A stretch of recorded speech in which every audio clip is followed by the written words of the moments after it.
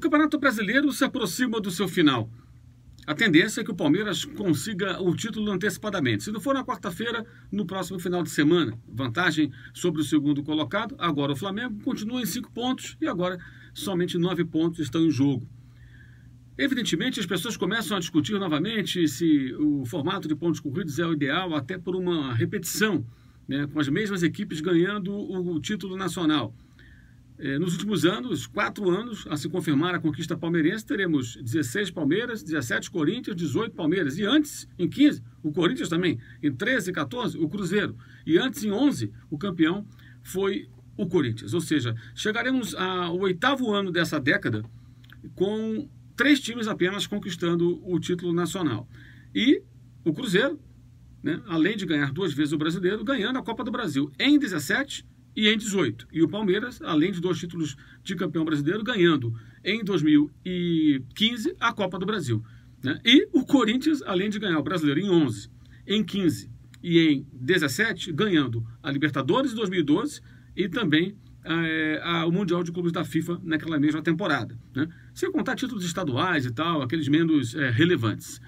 Onde eu quero chegar com isso? Você observando esse pedaço aí, né, de 2011 para cá, você vai observar investimentos altos feitos por essas equipes e títulos que vieram em consequência disso. Exceção para o campeonato que o Corinthians ganhou no ano passado, 2017, que o Corinthians não tinha um dos principais investimentos. Nos outros anos, não. Eram equipes até caras, com bons jogadores, que levaram a conquistas, como acontece com o Palmeiras e como também ocorre com o Cruzeiro. Ocorreu também naquele time anterior com o Marcelo Oliveira, que ganhou o bicampeonato brasileiro e foi vice também da Copa do Brasil no ano de 2014, quando o Atlético ganhou o título da Copa do Brasil. Em todo esse período, nós temos 2013, 14, 15, 16, 17 e 18. 6 anos em 8, com o Eduardo Bandeira de Melo na presidência do Flamengo. E desde 2015 fazendo investimentos maiores. Foi quando contratou Guerreiro, Emerson Sheik, e depois outros jogadores foram chegando. Em 16, essas contratações se intensificaram e continuaram em 17 e em 18. Então, nós podemos dizer que pelo menos em 3 anos a 4 o Flamengo tinha condições de brigar, pelo menos para ser campeão da Copa do Brasil. E o título brasileiro deveria ter lutado por ele, ou até conquistado eventualmente um ou outro, nos últimos 3 anos. Dificilmente isso vai acontecer, as chances são muito pequenas, né? Ainda existem possibilidades, mas são muito pequenas, são remotas.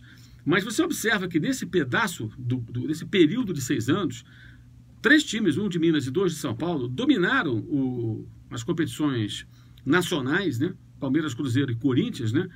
E o Flamengo sempre como coadjuvante, assim como o Grêmio, mas o Grêmio ganhou uma Copa do Brasil e ganhou uma Libertadores, né? O Flamengo ganhou a Copa do Brasil em 2013, quando ninguém imaginava, quando era o início dessa gestão, justamente quando mudou, né, o formato de disputa do torneio, os times da Libertadores passaram a disputar também a Copa do Brasil, eles vinham já na reta final. Foi um título surpreendente, mas depois disso, a sucessão de fracassos é muito grande. Ela é marcante. O Flamengo, durante esse período, foi um clube que se organizou, aumentou a sua receita, aumentou seu prestígio, aumentou a sua respeitabilidade no mercado, mas em matéria de conquistas é um fracasso retumbante, porque é um dos clubes que mais investem.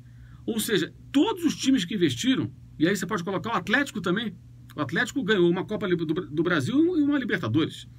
Investiu pesado, ganhou, se endividou e tal, agora tem que puxar o freio de mão, mas ganhou 2 títulos relevantes. O Flamengo ganhou uma Copa do Brasil em 2013, inesperada, gastando pouco, e depois disso mais nada. Talvez seja o grande mau exemplo de como usar mal o dinheiro no futebol. É impressionante, algo realmente que chama atenção, porque investimentos pesados foram feitos e os resultados não aconteceram sequer em Campeonato Carioca. O Flamengo não ganhou o Campeonato Carioca desse ano, ganhou o de 17 e ganhou o de 14. Não foi campeão em 2013, não foi campeão em 2015, não foi campeão em 2016, ou seja, ganhou 2 em 6, né, nesse período. É muito pouco, Você aproxima uma eleição, né?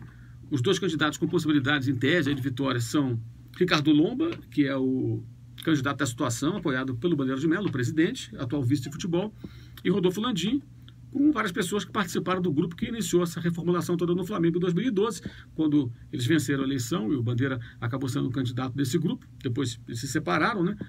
São os dois candidatos, Landim e Lomba, que tem chance de vitória, né? O que tudo indica, e um dos dois será o novo presidente do Flamengo.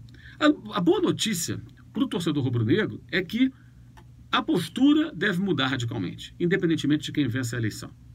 Eu, sinceramente, não acredito que uma vitória de Ricardo Lomba signifique a continuidade do modelo de gestão adotado nos últimos anos, tendo à frente Eduardo Bandeira de Mello. São pessoas de perfis diferentes que olham para o futebol, a meu ver, de uma forma também distinta e que veem como o relacionamento com os jogadores, as cobranças, o estabelecimento de metas, né, de cobrança profissional. Acho que os dois também veem de forma diferente. Não entendo o Ricardo Lomba como continuidade do Bandeira de Mello na gestão do futebol e, obviamente, o Landim, sendo oposição, não poderia trabalhar da mesma forma que Eduardo Bandeira de Mello. Acho que se o Flamengo continuar investindo no futebol, ele deverá fazê-lo, porque terá dinheiro para isso, né? O clube está na parte financeira, administrativa bem, isso não vai mudar, quanto com um quanto com o outro. Acho que a chance do Flamengo voltar para aquela loucura de endividamento e responsabilidade na administração, essa chance praticamente não existe praticamente, ela é muito pequena, se é que ela existe. E eu acho que qualquer um dos dois deve mudar radicalmente a forma como se administra o futebol do Flamengo, tanto o Lomba quanto o Landim. Acho que é o final de uma era, o final de um período importante na recuperação do clube, com a participação de muita gente, não só do Bandeira de Mello, que teve os seus méritos também, porque foi o presidente, então ele também tem méritos nessa gestão. Seu grande erro foi interferir no futebol sem ter conhecimento, experiência e capacidade para administrar um departamento que é o mais importante do clube, né? Mas o Flamengo, terminando 2018, provavelmente sem título algum nesse ano, ele tem uma perspectiva interessante para 2019 em diante, imagino, independentemente de quem venha a vencer a eleição, Lomba ou Landim. Acho que não tem diferença. Acho que o futuro do Flamengo ele é mais, digamos assim, animador para o seu torcedor. Não significa que vá ganhar algum campeonato, porque não dá para ter certeza desse tipo de coisa, mas acho que as coisas devem mudar e o perfil, o comportamento deve ser outro a partir do ano que vem.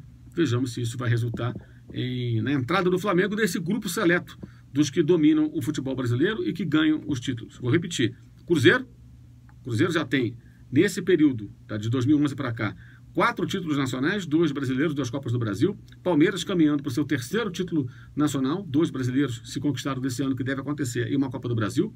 Corinthians ganhando 3 brasileiros, 2011, 2015 e 2017, uma Libertadores e um Mundial de Clubes. Grêmio ganhando uma Copa do Brasil e uma Libertadores. Nem estou citando Recopa e tudo estadual, deixando de lado, que são competições menores, né? E o Galo, o Atlético, ganhou uma Libertadores e uma Copa do Brasil. Então, 2 títulos além fronteiras estaduais, né?